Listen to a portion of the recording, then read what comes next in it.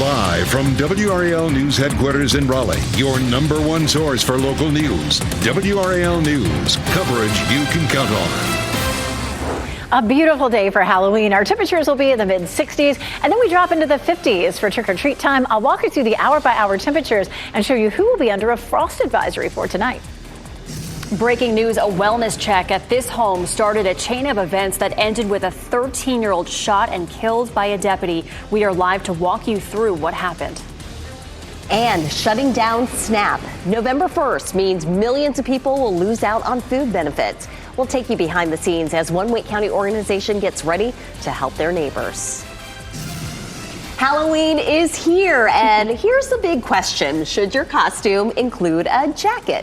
You will not need your umbrella. I'm Renee Chu. And I'm Michelle McConaughey in for Chris Lovingood. Yeah, the answers are in our WRAL Severe Weather Center. That's where Elizabeth Gardner has your trick-or-treat preview. It's a nice one, Elizabeth. It is, and I think all of us parents and kids, too, are thankful to see this blue sky after all of the gray and wet days that we saw this week. This is a live look at North Hills. 59 is our temperature, and our wind is coming out of the southwest at 14. It's breezy out there right now, so if you have some of those inflatable Halloween decorations, they might be floating around a little bit. You want to make sure you've got them staked down well. We're seeing winds gusting to 22 miles per hour in Rocky Mount, Durham, and Raleigh, as well as Fayetteville, 21 in South Hill, and 18 in Southern Pines. Now, once we get to the evening, we're going to see the winds beginning to taper off. We'll see a high this afternoon around 64, and our trick-or-treat time temperatures will be down into the 50s once we get to, say, 7 o'clock. But if you're headed out early with the little kids, 63 at 5 o'clock, 61 at 6 p.m., and 58 at 7 o'clock. We take a look at this weekend. It looks gorgeous both Saturday and Sunday. Temperatures will be near normal in the mid-60s, but we do have some cold mornings tomorrow morning and Sunday morning. Part of the viewing area will be down into the 30s. We'll talk about who's under a frost advisory, and then the potential for some rain Sunday night into Monday. We'll check that out, too, coming up. Happening now in the WRAL Live Center, we're working to get more information about the FBI foiling an alleged terror plot in Michigan for this Halloween weekend. Take a look at these live aerials. These are pictures, I should say, video from a NBC station there in Detroit. FBI Director Kash Patel posting the announcement on X earlier today. Patel says several people are now in custody in connection with that planned attack. Authorities say the arrests happened in Dearborn and Inkster, both communities just west of Detroit. This is one of those communities where some of these suspects were taken into custody. You can see FBI agents and local law enforcement there surrounding these homes. Sources telling NBC News the people arrested may have links to foreign extremist groups. No word yet on where or when this weekend these alleged attacks could have happened. As soon as we get any new information about this situation, we'll update online and on air. Ken, thank you. Breaking news, a 13-year-old accused of killing his grandmother has died after being shot by deputies. That's according to the State Bureau of Investigation. This all unfolded across 2 counties. The grandmother was found dead in her home in Hope County. The suspect, her teenage grandson, was found in nearby Lee County. WRAL's Carly Haynes joins us live from Rayford, where the woman lived. Carly. And we're in that neighborhood right now. We're seeing 2 cars in the driveway of this home. No active scene that's taking place. We're in Hope County right now, but the teen was apparently spotted in Lee County, about 45 minutes away. Now, this morning, Sky 5 flew over this home where 68-year-old Connie Lennon was found dead. Hope County deputies were called here around 9:20 yesterday morning to check on Lennon. Another person called to say she was found unresponsive.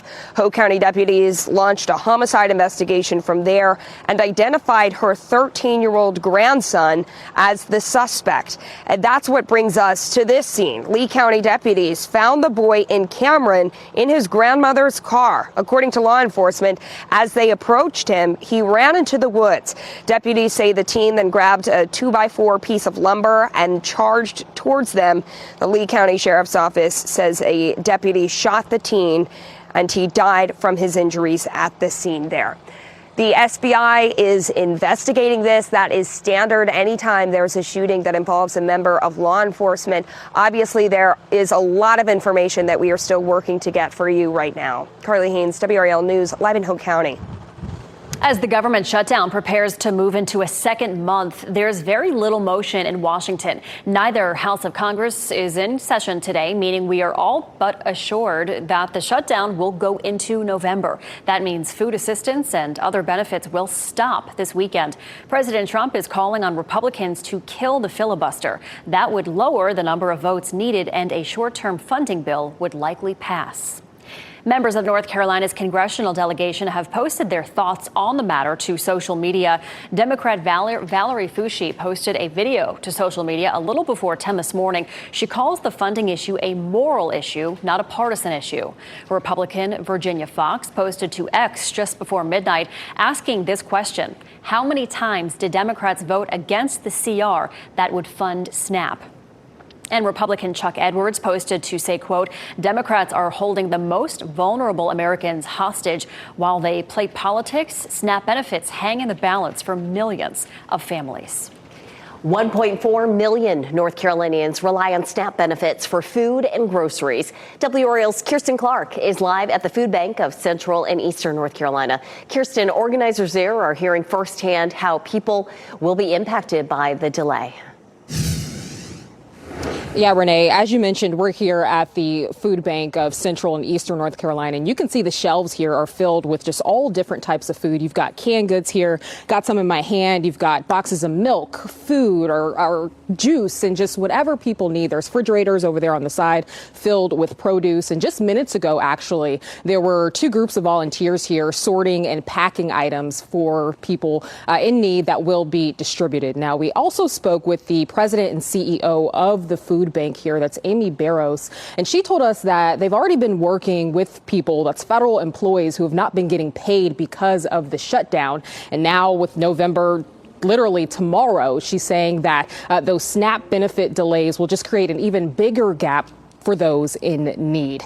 Now, listen to this. She says that for every one meal that the food bank can provide, SNAP benefits can provide 9 meals for people. So that just tells you how much people will be impacted by this delay. And she says people have already been coming in asking for support and trying to prepare for what is to come. So we have been living in this constant state of uncertainty and layers of complexity, and we are very concerned about what will continue forward, especially as we go into the holidays, not only for our government workers who are working without pay or furloughed, but also our community members who rely on this federal safety net that we know is the most powerful target against poverty and food insecurity. Now, Barrows says she is grateful for Governor Stein's announcement that we told you about yesterday. The state will grant $10 million to local food banks across the state. Of course, this food bank will be one that will benefit from that. But Barrows says that is certainly not enough, and that this SNAP benefits, the delay, it needs to be reinstated so that people can get the support that they truly need during these times. Live in Raleigh, Kirsten Clark, WRAL News. Find out what you can do on WRAL.com or the WRAL News app. We'll have a list of the best ways to give to help your neighbor. And if you need food, we'll share where to get help in your area. A man state troopers say he hit and killed a line worker is due in court this afternoon. Overnight, Highway Patrol impounded the truck involved in that crash. They found that truck about 10 miles away from the scene near Smithfield. WRAL's Ali Calabar shares what we know about the suspect. And that family member tells us the driver says he didn't know he did it until recently. He planned to turn himself in this morning, but late last night, State Highway Patrol troopers found him and arrested him. We have his mugshot. This is Ronald Mayo. Video from the WRAL breaking news tracker shows Mayo in handcuffs just before midnight. He's accused of driving the flatbed truck that hit a power line, killing line worker James Rudsky and injuring another. Authorities searched for the driver of that truck for more than 24 hours. State Highway Patrol says they tracked down the truck around 10 last night. About 2 hours later, they found that truck and Mayo at a private property near US 70 in Smithfield. A family member who owns the flatbed truck spoke with WRAL. They didn't want to be identified yet, but the person shared this statement. Quote, "Our hearts and prayers go out to the family of the Pike Electric worker recently killed in the unfortunate accident. The driver of the vehicle was not even aware of their apparent involvement until recently." there is much incorrect information being shared, and we look forward to a complete investigation of this unfortunate incident. State Highway Patrol says Mayo is being charged with felony hit and run involving death. His bond is set at $50,000. His first court appearance is today at 2 p.m. WRAL will be there. Reporting in Raleigh, Ali Kadlabar, WRAL News. It could be several weeks before we know the full scope of what led to the crash that killed a high school student. Today, the Holly Springs Police Department shared a statement saying officers are methodically conducting a reconstruction of the collision to determine the series of events that transpired. The crash happened around 1 a.m. Sunday on Avon Ferry Road. One of the cars hit and killed 14-year-old Max Dunham, who was riding his bike. A 16-year-old is charged with DWI. The second driver is still in the hospital. No charges have been filed in Dunham's death.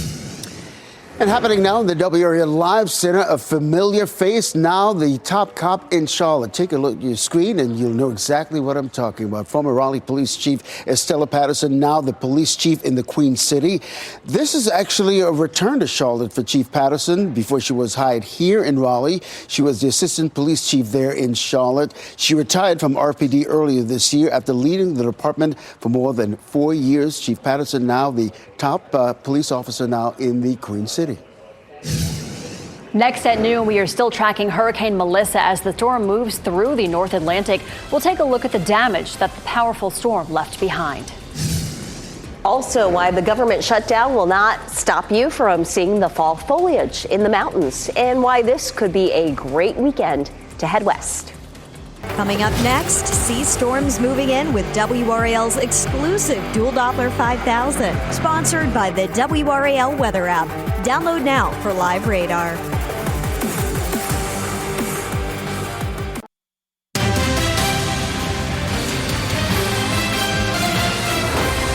King Charles is evicting his brother, Prince Andrew, from his royal residence and stripping him of his titles. The move comes after a renewed focus on Andrew's association with convicted sex offender Jeffrey Epstein. The pressure had been increasing on the palace to strip Andrew of his titles after he self-surrendered them a month ago, as an act of parliament is required to formally remove Andrew's title.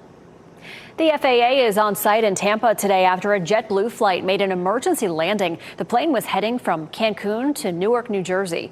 It made an emergency landing after a sudden drop in altitude. At least 15 people were taken to the hospital. JetBlue has grounded that plane for inspection. New for leaf lovers, the Great Smoky Mountains National Park will be open for business into the new year. An agreement between the Park Service and Sevier County, Tennessee, will keep the park open until January 4th. It will cost $80,000 a week to keep the park open with limited staff and services. A nonprofit, a number of local governments, and the state of Tennessee are all contributing. The Blue Ridge Parkway is back open this hour after a rock slide. The National Park Service says the rock slide happened late Wednesday night near the Pisgah Inn in Transylvania County. Rangers and first responders found a pickup truck trapped in the debris when they got there. No one in the truck was hurt. Crews managed to clear the road in about 3 hours.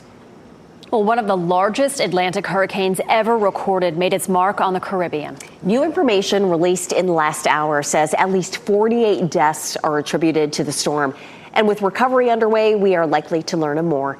NBC's George Solis is in Jamaica, where the damage is overwhelming.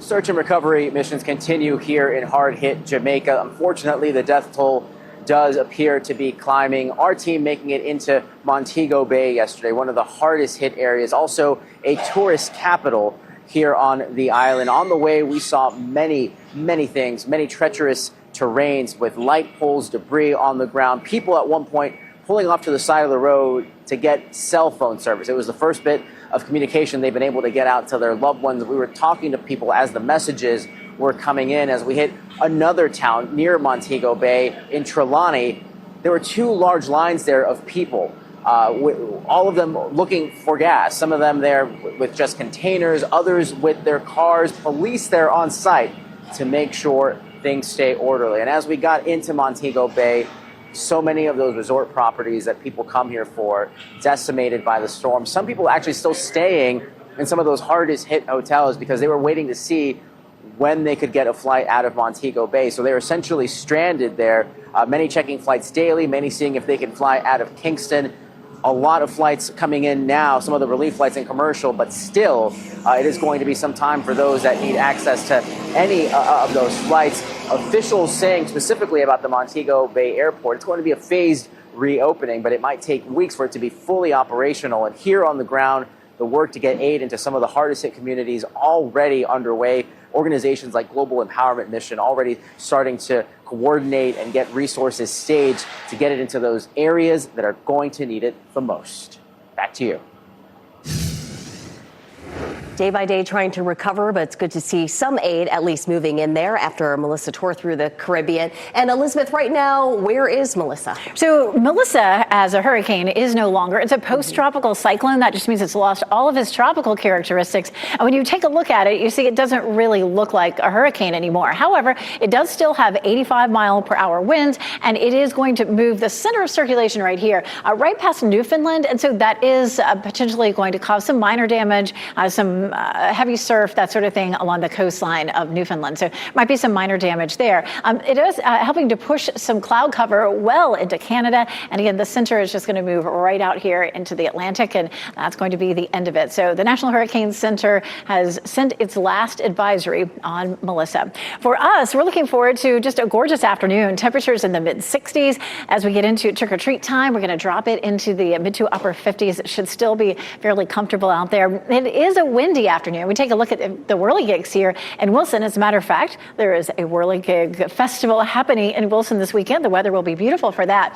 Right now, the winds are southwest at 14 miles per hour in the Triangle, and our temperature is almost 60, looking at 59 degrees right now.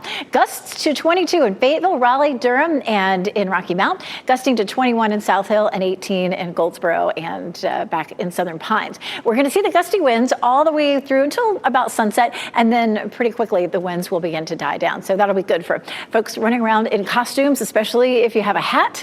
By the time we get into trick-or-treat time, the winds should be a lot lighter.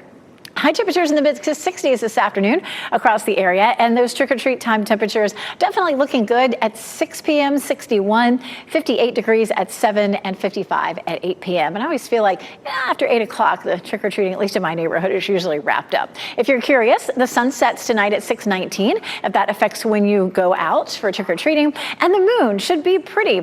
It won't rise right at sunset, but as it does come up, it'll be 80% illuminated, and it won't look quite like a full moon, but it'll be big and bright. We're looking at a big drop in our temperatures overnight tonight. Lows in the mid-30s for Roanoke Rapids, South Hill and Clarksville, 34 in Roxborough, 34 Siler City. We head down to the south, and 32 in Robbins, 34 Sanford, 36 in Rayford. Definitely a little bit warmer east. And so we do have a frost advisory that's in effect for our northern and western counties as those temperatures dip on into the mid-30s. There could be some areas outside of towns, out in rural areas or low-lying areas where those temperatures bring us a little bit of patchy frost. Same thing again for Sunday morning. So Saturday morning and Sunday morning, temperatures will be in the mid to upper 30s. If you do still have some houseplants out on your porch, you definitely want to go ahead and bring those in because of the chilly temperatures that we'll end up seeing. Mid-60s for today as well as the weekend. We do set our clocks back 1 hour. Of course, on Saturday night, we go back to standard time. And then looking ahead to Sunday night and Monday, the computer models have been back and forth over how much or when we would see rain to wrap up the weekend and into the day on Monday. Coming up, we'll talk more about how that is looking. Elizabeth, thank you. Well, coming up on our news this afternoon, asking for solutions. The government shutdown puts more than 1 million people in our state at risk of losing their SNAP benefits. While the fight plays out in D.C., we are asking state leaders how they plan to help people facing hunger. That's at 5:30. Plus, election leader in trouble. A local elections official faces the state today after making posts criticizing people who don't speak English. The penalties he could get hit with. That's at 6. And next at noon, pulling the plug. YouTube dropped some of your favorite channels today. What you will not be able to watch tonight and why. And in our next half hour, collecting for a cold case. A sheriff turned to crowdfunding, to get answers about new evidence.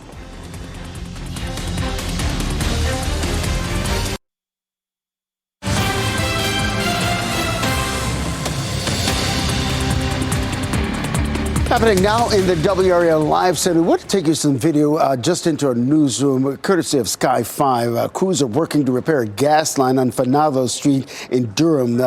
You can see this is in a neighborhood not far from Southern High School, also, by the way, in Durham. Enbridge Gas reporting a third-party contractor hit that gas line. There were a few evacuations, and the road was closed for a time as crews worked to repair that gas leak. I mentioned this isn't too far from Southern High School. A district spokesperson telling us the school operations were not interrupted as a result of that work there on Fanado Street there in Durham. Ken, thank you. Nearly 1 million North Carolinians who rely on the Affordable Care Act will pay more next year. Healthcare premiums for insurers who offer ACA plans will rise on average by 30%. Open enrollment starts tomorrow. That's when many people will notice the steep increases. COVID-era enhanced tax credits will expire in December. Democrats are pushing for those credits to be extended, while Republicans have fought to end them. Football fans who plan to watch tonight's UNC game on YouTube TV, you are out of luck. The service pulled Disney's channels today, and that's because the two companies failed to reach a deal before yesterday's deadline. The blackout affects ESPN, ABC, Disney Channel, FX, National Geographic, and Freeform. The two companies remain in talks, but there's no word on when programming will return. Netflix stock will get more affordable. The streaming giant announced a 10-for-1 stock split. The move takes effect next month. This is the company's third stock split. Right now, it's one of 10 stocks in the S&P worth more than $1,000 a share. Netflix stock opened the day this morning at nearly $1,100. Let's take a look at the stock market right now. The Dow Jones Industrial Average, not a whole lot of traction right now, just up 50 points. S&P 500 remaining stagnant. NASDAQ, the biggest mover right now, a triple-digit rally. Well, tonight, someone could get a big treat for Halloween. The jackpot for tonight's Mega Millions drawing is $754 million. That's a cash value of more than $350 million. The jackpot has been growing since June 27th. You can watch the drawing right here on WRAL at 11 p.m. Coming up, extra awareness ahead in our next half hour, why you may want to take a few more precautions this year when you're trick-or-treating. And social media stir. Controversial posts led to a complaint against a member of the Orange County Board of Elections. How it played out next. And here's a look at your winning lottery numbers.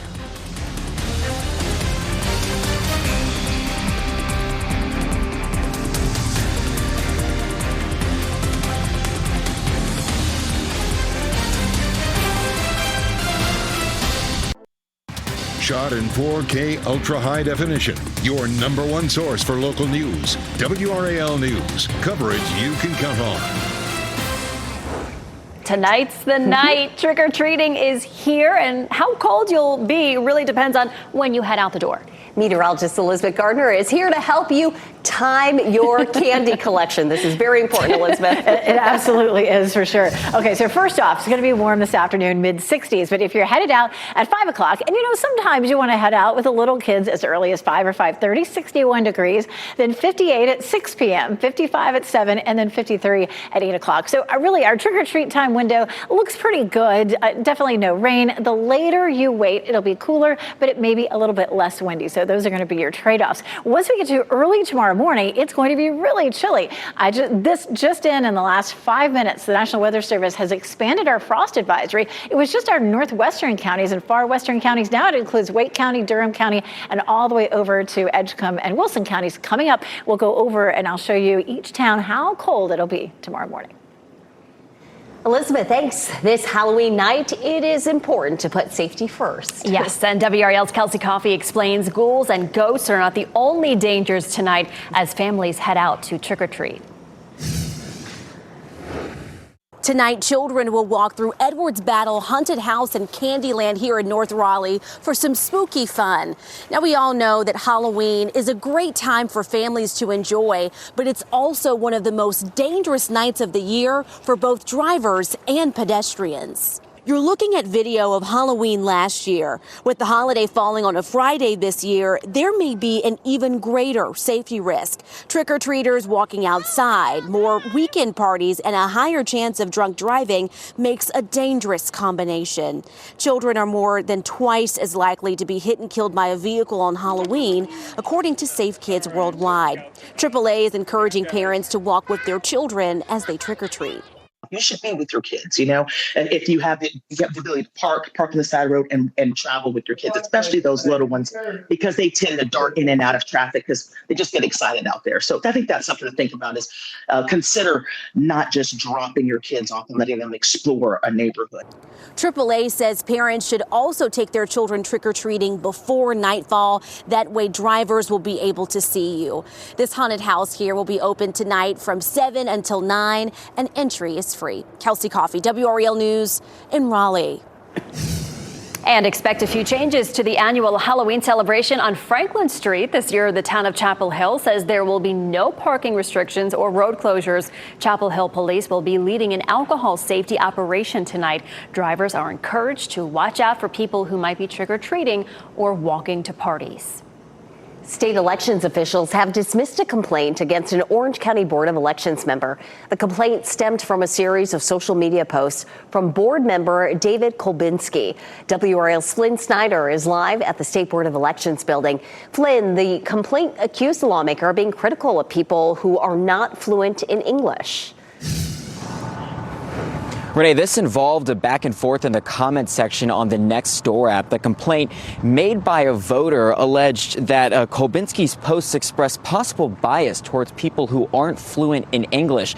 The comments were posted under a user's concerns about the alleged treatment of those at a local DMV who don't speak English fluently. The complaint says one of Kolbinski's comments asked a user if they were in the country legally and said that official business is not conducted in foreign languages. The State Board of Elections, made up largely of Republicans, voted 4-1 this morning to dismiss the complaint, which sought Kolbinski's removal.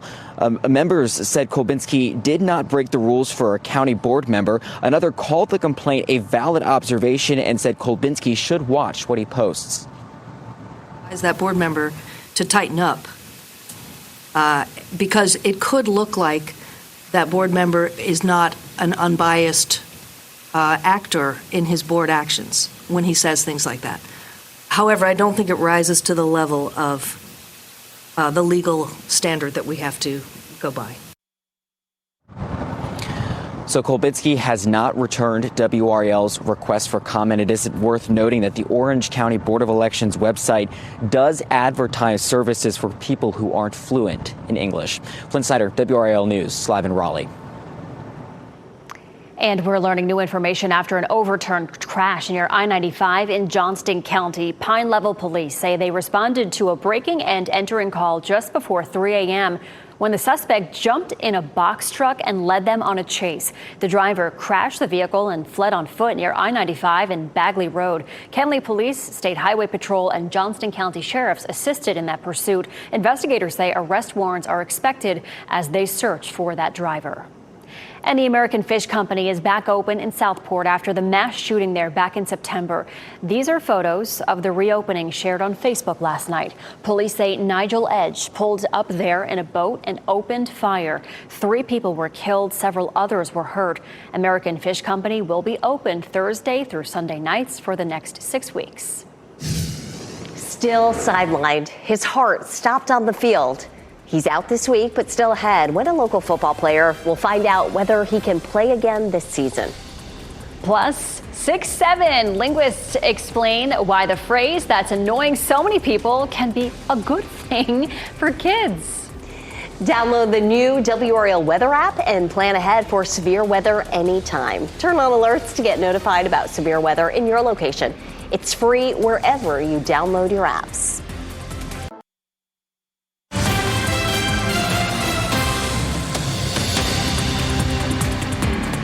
And this just into the WRAL Live Center. Taking a look at this. Garner police reporting this man now in custody, charged with child sex crimes. Police arrested 46-year-old Gene Carlos Duran Pena. He's charged with 4 counts of indecent liberties with children, 1 count of first-degree kidnapping. Garner police say this is an active investigation. We're working to figure out and find out if additional charges could be filed against Duran Pena. A local high school football player whose heart stopped during a game could be back on the field for the playoffs. We've been following the story of Cleveland High School wide receiver Christian Clark. 2 weeks ago tonight, the Johnston County athlete took a hard hit during the game and went into cardiac arrest on the field. An update from his family this afternoon. Christian took a stress test this week. That went very well, and doctors will decide sometime next week when he can start playing again. WRAL spoke with Christian, his family, and his doctors, and you can watch that story right now on WRAL.com. And Christian's condition is the same thing that happened to Buffalo Bills safety Damar Hamlin a few years ago. His heart stopped after he was hit in the chest during a game. You remember this in January of 2023. He returned to the field the next season and is still with that team. A few simple steps can improve your heart health. New research shows that sustained walking can lower the risk of death and issues such as strokes or heart attacks. The name is misleading. Sustained walking doesn't mean miles at a time. Look, walking for just 10 to 15 minutes, that's sustained walking, and that can drop your risk of cardiovascular disease by up to 2/3. The study's co-author says it's more proof that small, sustainable changes can have big impacts on health. Very encouraging. Well, your heart could also benefit from that cup of hot cocoa. Lab experiments show a cup of cocoa and a bowl of berries or apple slices help your heart and blood vessels. They all have plenty of flavonols, compounds that can prevent the problems with your vascular system that come from too much sitting.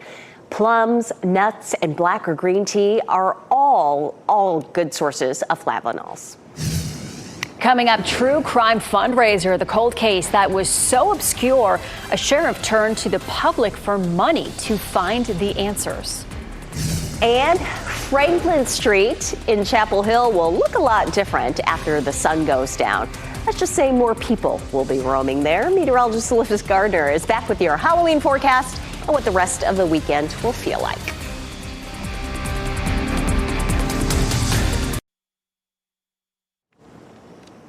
The first grade teacher who was shot by her 6-year-old student at a Virginia elementary school testified in court. She brought a civil lawsuit against a former assistant principal at the school, claiming warnings about the student were ignored. WRAL Hubbard takes us into that case. The first grade teacher shot by her 6-year-old student at a Virginia elementary school took the stand Thursday in her civil trial against a former assistant principal, Ebony Parker, who's being sued for $40 million. Attorneys for Abby Schwerner called an expert witness on school administration who said Parker was warned at least 4 times and had a duty to act. Take action. Get the kid secured. Search. Call law enforcement. Alert the principal. There are many things that needed to be done, and none of those were done at that time. The defense said the teachers should have taken action. They were the first responders. The 2023 shooting left Schwerner with gunshot wounds to her hand and chest. Schwerner's lawyers introduced body camera footage and police scene photographs into evidence Wednesday. What's your name? I thought I had died. What did you see right before you were shot that day on January 6, 2023? The look on the student's face is a large memory that I have. Schwerner's attorneys calling to the stand a psychiatrist who testified Schwerner has suffered post-traumatic stress disorder. She has everyday reminders, permanent physical scars, reminding her of that particular day. The trial could set a precedent, holding school officials accountable for a school shooting. I'm WRAL Hubbard reporting. Criminal case against the assistant principal starts next month. The child was not charged, but his mother was sentenced to nearly 4 years on child neglect and weapons charges. A sheriff's office in Arkansas turned to crowdfunding to solve a cold case. A woman walking her dog found a human skull last December. The state crime lab determined it likely belonged to a white male, but couldn't go any further in identifying the person. The sheriff thought it may solve a missing persons case in the county, so he sent the skull to a lab in Texas to extract DNA from the teeth, a process that cost $7,500. And the company put the case on its crowdfunding site. So the crowdfunding, we were able to get the prosecuting attorney's office to put up some money, a local business here. I think everybody wants to find out who it belongs to and what the story is. But sometimes there's proprietary technology that a company has that no one else has or can have. And you got to go to that company to get it. And if that means solving a crime, we're going to do it. Late Thursday afternoon, the lab announced that the DNA extraction was a success. Scientists are now comparing it to families of the 5 missing people in the area where the skull was found. All right, I am here right now in the WRAL Severe Weather Center with Elizabeth. Of course, everybody wondering what the Halloween forecast is going to be for today and the trick-or-treaters, but this is eye-catching. The frost advisory expanded. Yes, so it now includes almost all of the triangle, and earlier it was just some of our northwestern and western counties. So I'll show you what that looks like. And then, of course, it's been a beautiful day so far, and nothing scary coming our way for trick-or-treat time either, unless you just don't like it cold, because it is going to be cold in the morning tomorrow. Then what about the weekend? Most of the weekend looks great, but we will see more rain Sunday night and into Monday. The models have been back and forth. I'll tell you what I think is going to happen coming up. Right now, Fayetteville, Raleigh, Apex, Chapel Hill, all looking gorgeous out there. Beautiful blue skies. It's breezy. We're seeing winds gusting right now 20 to 25 miles per hour. So trees are moving around a little bit. Some of those Halloween decorations might be kind of shaking around a little bit. Hopefully they're tied down well. And you can see our potential wind gusts through the afternoon likely to stay somewhere between 20 and around 25, 26 miles per hour. But once we get into the evening, once we hit sunset, we'll start to see those winds dying down. Mid-60s for highs this afternoon. Trick-or-treat time temperatures are going to be anywhere from about 55 to 60 degrees, so it should still be fairly comfortable. Taking a look here at 6 o'clock, 61, 7 o'clock, 58. So, yeah, right there either side of 60 degrees. Here's that frost advisory, and it was expanded to include Durham County as well as parts of, or all of Wake County and parts of our north and eastern counties as well, all the way up from, say, Wilson County to the Virginia line. So a much bigger chunk of the area. This is a look at some of the temperatures. 33 Roxborough, 36 South Hill. We tend to see the coldest temperatures of the day right around sunrise, right around 7 o'clock in the morning. 35 in Southern Pines. I feel like probably from Raleigh south and east, we're not likely to see much of a chance for any frost, but really from, say, northern Wake County northward and then westward, we have that possibility. And you may say, well, the temperatures are in the mid-30s. So certainly, right at the sensors, we may not see freezing temperatures, but if you are moving from those sensors down to a low-lying spot or out into the country, you may have a better chance of seeing some patchy frost. Through the weekend, it looks really nice, of course, nice and dry for it today as well as Saturday and Sunday. Sunday, we have 0% chance for rain during the day, but overnight, that's going to change. Another thing before we get to Sunday, don't forget Saturday night, turn those clocks back 1 hour, and you don't have to do it at 2 o'clock. You can go do it before you go to bed, and it's a good time to remember to check the batteries in your smoke and carbon monoxide detectors. All right, what's going to happen for us late Sunday and Monday is all going to depend on where the low pressure system ends up. The models have been bringing it back inland with more rain, and then they push it back offshore with less rain, and just kind of back and forth and back and forth. The latest runs of the computer models kind of bring it back. So overnight, we may see 30 to 40% chance. Monday, maybe 40 to 50% chance of rain. Then it looks like it's out of here by Tuesday. Our temperatures remain pretty pleasant, mainly in the mid-60s all the way through Tuesday, and then a bit of a warm up by the middle and the end of next week. We could see a high of 70 again by Thursday. Our only temperatures that are in the 30s in the morning will be Saturday and Sunday. Oh, and that extra hour of sleep this weekend? That'll be nice. Amazing. Dictionary.com's word of the year is not a word at all. We'll explain next. And back to the theater, why an 80s classic is back on the big screen.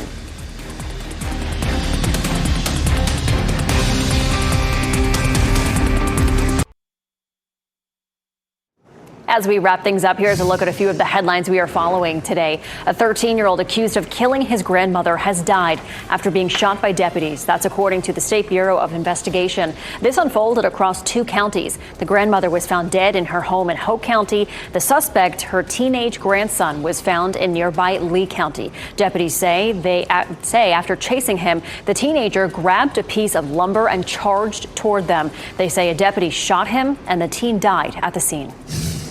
A man accused of hitting and killing a utility worker in Johnston County is due in court this afternoon. Overnight, Ronald Mayo was arrested. He's accused of driving the flatbed that hit a power line, killing line worker James Rudsky and injuring another. Officials tracked down that truck involved in the crash about 10 miles away from the scene near Smithfield. Mayo is charged with felony hit and run involving death.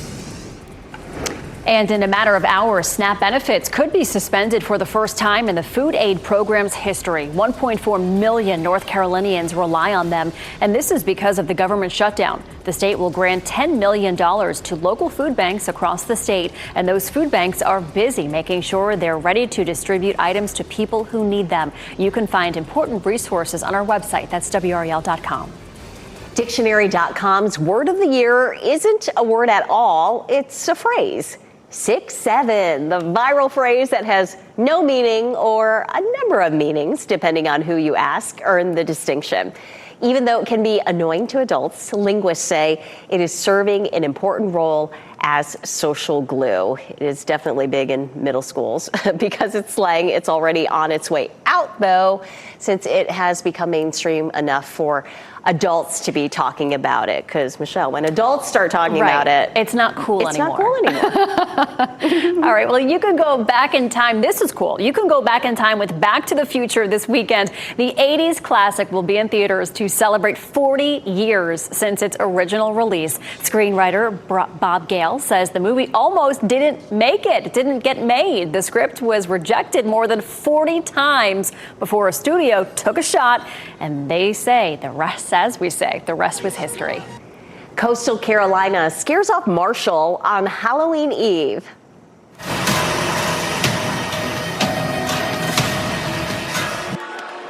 Every October, Conway, South Carolina temporarily renames itself the City of Halloween, South Carolina, for a month-long celebration.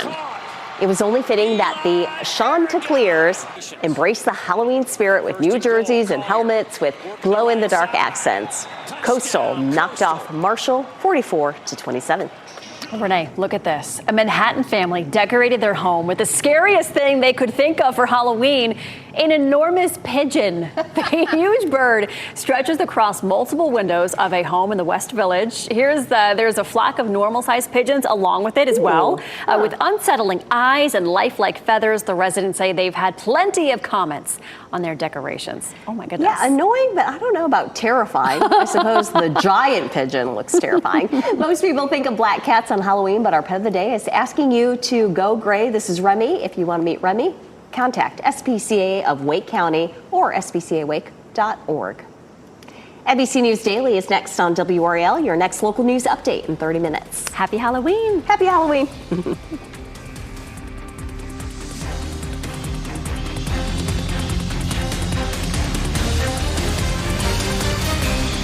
Keep watching WRAL News over the air Channel 34 and Spectrum Channel 1257.